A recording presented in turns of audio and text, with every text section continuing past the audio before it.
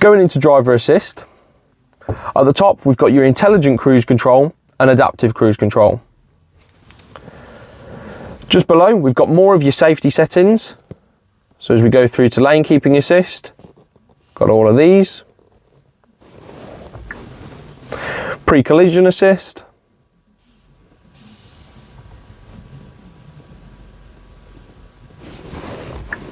And finally, your intelligent reminders for things like your speed limit or any vehicles ahead of you.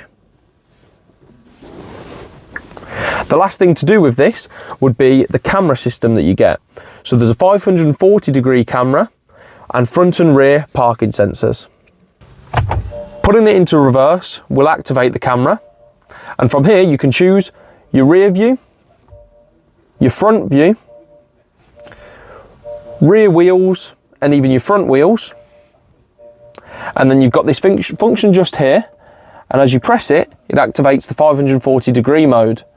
Now, it looks a little bit weird here because we're in the showroom, but you can try this yourself and it should be a lot better to see.